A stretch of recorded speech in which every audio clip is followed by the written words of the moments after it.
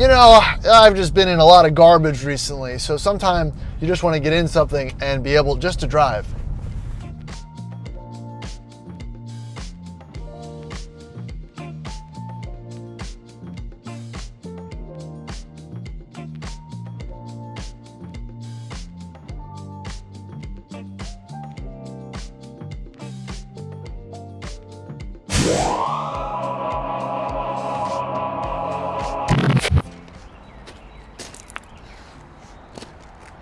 Howdy, welcome back to the Addicted Motors YouTube channel. My name is Troy and this is not a Land Rover, it's a Highlander. Now, I didn't start this week out planning to make a 2010 Toyota Highlander limited video, but unfortunately for you guys, I like a little bit of variety in my life, and this thing happened to drive right into the shop.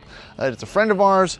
He's selling this truck. He doesn't want to sell through CarMax, so we're going to drive it around, clean it up, and post it. But I've never really driven a Highlander. I mean, I've driven a few as potentially my own. So let's dive in, figure out how it drives, what the condition is, and how livable it is, and if it's an attractive buy, even with 183,000 miles on it. Now, if you follow the channel, you know that our family car is a 2008 XC90 that I bought with only 60,000 miles, low mileage, interesting car, good family car.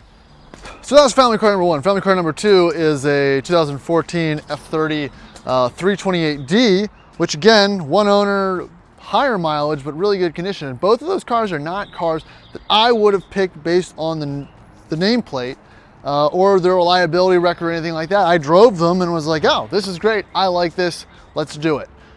Which is not really in the realm of my usual MO of purchasing old Land Rovers and BMWs and what like that. So that's why it makes this one a little bit different. So again, this showed up last night in the rain and I had very low expectations for it.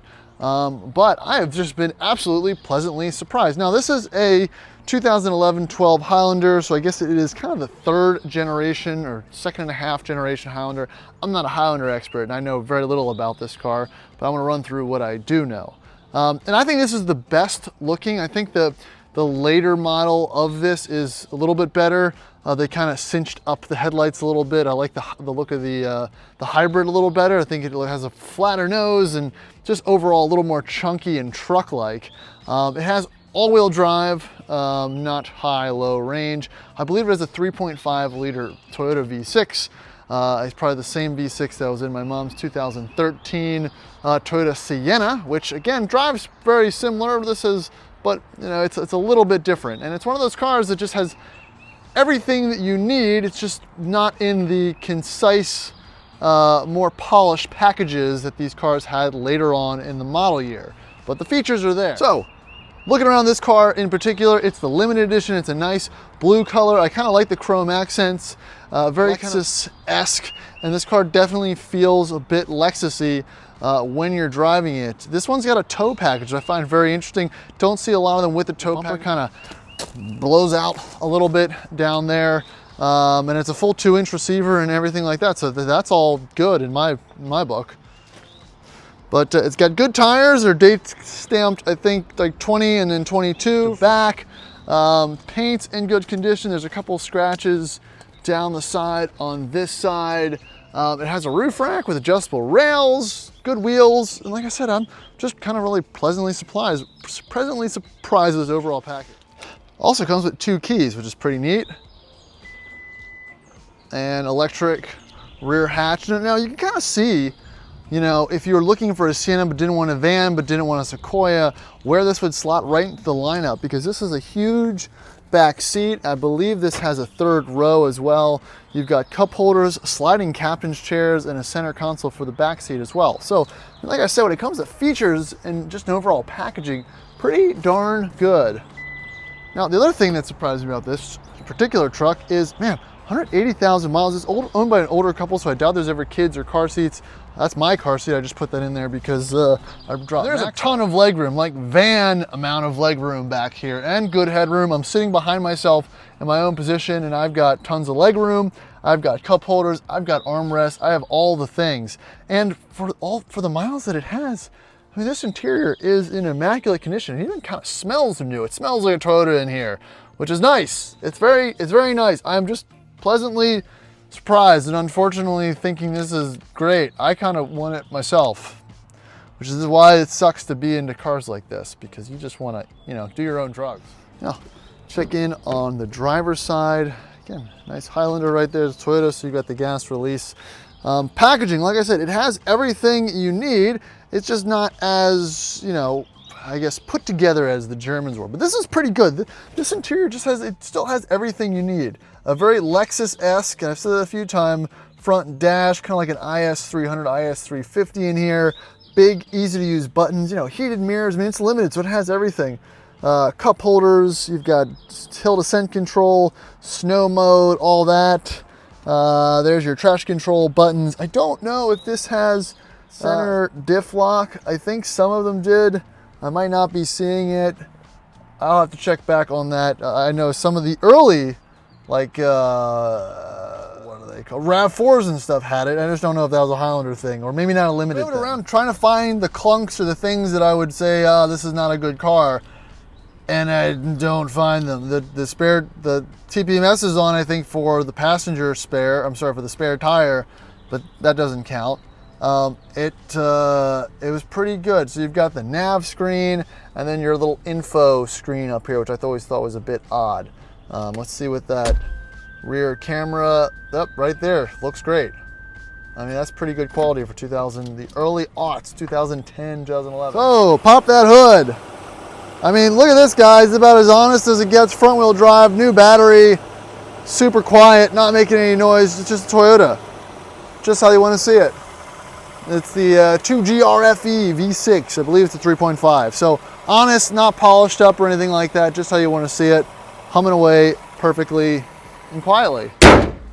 Now let's take this for a spin. I think this is where my opinion might be a little bit more valid if you're looking to buy one of these secondhand. I didn't look at these when I was looking to buy my family car just because I didn't want to pay 15 grand for a 10, 15-year-old car. But now the used car market's got a little softer, like this one will probably be sub 10 grand, which I think, man, it just feels very new. Let's test the power out. And that wasn't even flooring it. Now it was flooring it a little more, and that picks up and goes. Toyota V6s always have, I feel like the power band is always great. Again, my mom had an 03 Sienna with a 3.3. That would spin, that would roast the tires. Ask me how I know. And then an all-wheel drive 13, very similar to this one, which felt it was much more sluggish. The ride was more floaty. I mean, it was a van, but this feels a little more taut, with a little bit of taller ride height and everything. I don't have honestly any complaints about how it rides, especially again with all these miles. It rides very well.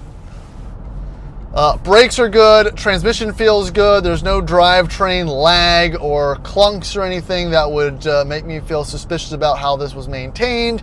Ergonomics are great, visibility is great. I mean, I like to sit in these cars and pretend that I was the buyer back when it was new and what was going through my head and in comparison to the other models. And this feel, I think, closer to a Lexus in fit and finish than some of the other Toyota products I've driven from that time.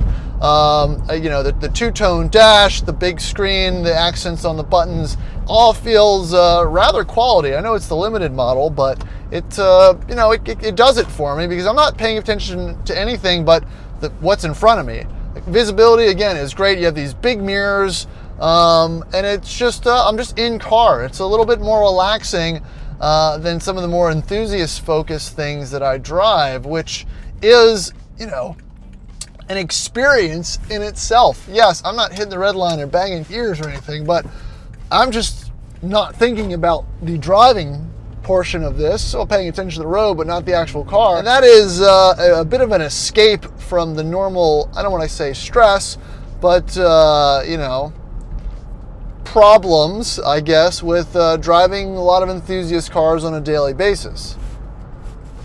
So let's do a little kick down. That's all the way down 5 grand, 6 grand, and you know, it moves. And I'm comparing this to the XC90 with the inline 3.2, and man, this is just a bit of a better product when it comes to how power is delivered.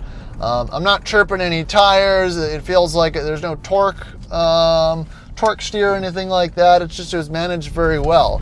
And here's all right, so here's a bumpier road, Riverside Drive, you know, alignment's great. I mean, you just don't get cars that just get given for sale that don't have major issues that often. I can just get in and drive it.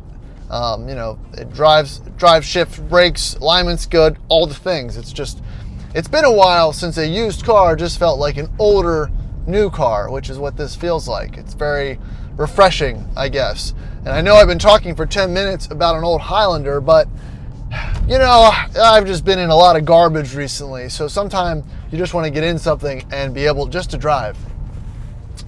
So I think this is third gen Highlander. I would very much say that if you have a family and you've got something else to keep yourself occupied from an automotive standpoint, this is a wonderful choice.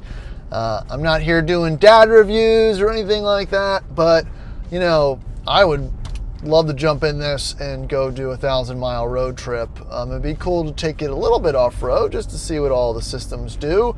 I haven't really found any type of off-roady settings or anything here, but that's okay.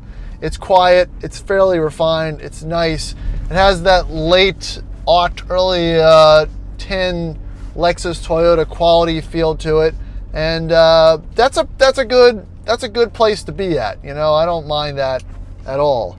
And it's just held up very well. So again, me rambling for 10 minutes about a Highlander might not be the most interesting thing, but I would go test drive one if you're looking for reliable family-ish haulers in that $10,000 to $15,000 price range, because you're getting a lot of cars with just the amount of features and not all the BS that plagues more modern vehicles. There's no turbos, there's no hybrid, just, you know, naturally aspirated V6, all-wheel drive for when you need it, and you know, enough technology to keep you occupied and everyone happy.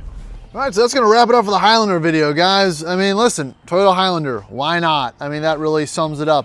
I really don't find any fault with it at all. I'm not saying that's a solid buy factor, but I think it's great. It looks good, it drives good, it does the things, it's Toyota. It's got plenty of space, it's good packaging, it's good value. I don't see the downside. And this is sometimes the type of stuff you need when you have some of these, which, you know, I got a couple of these and those. So this is like a nice, refreshing cup of ice water. And that's all I got for this one. Thanks for watching. Please like, subscribe, and check out my other videos.